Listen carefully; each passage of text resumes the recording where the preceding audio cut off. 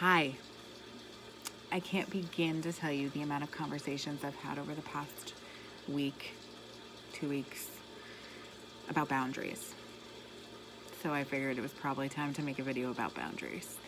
My videos are all kind of spirit-led. It's things that kind of keep circling around and around, and this is one of those. One of my most favorite things about, or quotes about boundaries is where I end and you begin. As a recovering people pleaser and codependent, I know a lot about boundaries. I know a lot about boundaries that I've learned the very hard way. I still very much have a tendency to people please and to be codependent. I come by it honestly, but it's not easy and not something I recommend. For me, it's manifested in relationships, not just romantic relationships, but friendships. I tend to, or in the past, I've tended to attract friendships with people that were takers, and I would just give and give and give and be so frustrated, and can't they see that they're taking too much and they didn't ask me for that, and they expect me to do this, and I would feel that way and maybe say those things to other people, but I would never say to that person, this is where I end and this is where you begin. So it was my expectation that everybody around me would just know how to act appropriately according to my beliefs, because they should just know. So when I was left feeling worn out, dried up, frustrated, angry, it was on me. It wasn't on them. It was on me because I didn't say, hey, actually, I don't want to babysit your kids every weekend. Or, hey, actually, I'm not okay with the fact that you keep talking to other women. Hey, actually, I'm not okay with the fact that you keep emailing me and texting me and calling me, even though I said I do not want to have a relationship with you.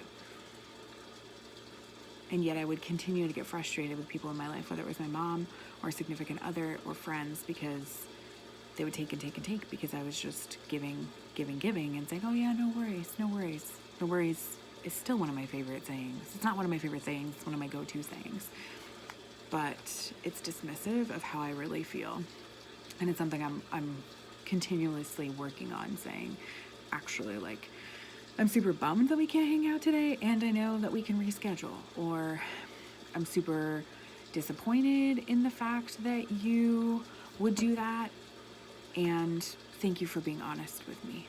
Instead of just saying, oh, no worries, you broke my heart, no worries, So I've learned a lot. I've learned a lot about boundaries. I've learned a lot about codependency. I don't need another's directions.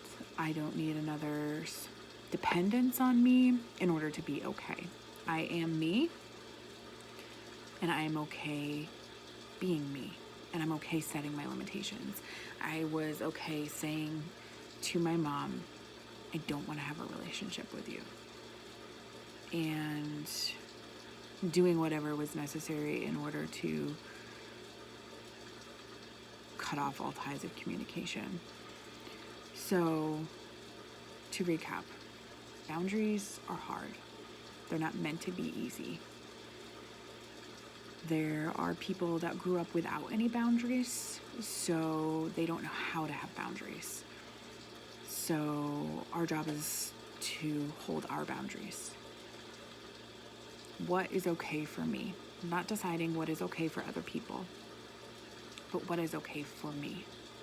So taking the focus off of others and putting it all back on me. I can't be frustrated with Tommy if I haven't told Tommy that I won't get his groceries every time I go to the grocery store, because I got them once when I went to the grocery store. So that's on me to say to him, this is all fictionary, by the way, hey, I'm going to the grocery store, and this one time I would love to pick up anything for you, but just to help you out. but probably not something I can do in the future. That's on me. That's not on Tommy. And I can think of a million other examples. And I'm happy to walk you through any examples if you're struggling with significant other, friends, so on and so forth, on setting boundaries. It's hard. It's not easy. Boundaries are not black and white. And for those of us that tend to be codependent, we see things very black and white. If we set this boundary, this person's probably going to be mad at me and never talk to me again. That's very like catastrophic black and white thinking. If I set this boundary, I'm never going to be able to change it. No, boundaries are movable.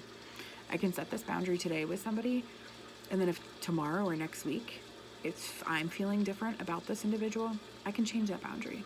If it needs to be tightened, I can tighten it. If it's okay to loosen it, I can loosen it.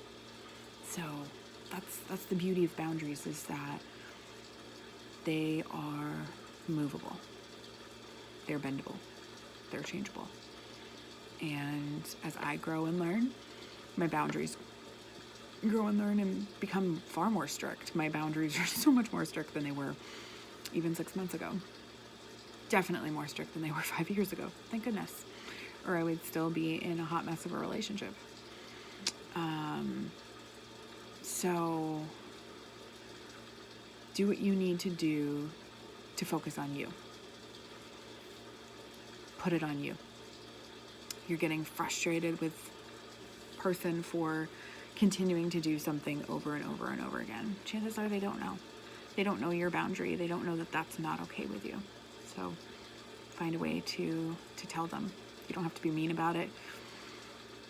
But, if you've had family dinner every single Sunday for the past 10 years and you're just getting worn out and exhausted and sick of talking about politics and Aunt Susie's smelly feet, then you can put a boundary and say, I'm only coming to dinner every fourth Sunday. Or I'm no longer coming to family dinner. That's your boundary. So hope this is helpful. And if you need help setting boundaries, if you're struggling through a situation where you know boundaries need to be put in place but you don't know how, I'm your girl.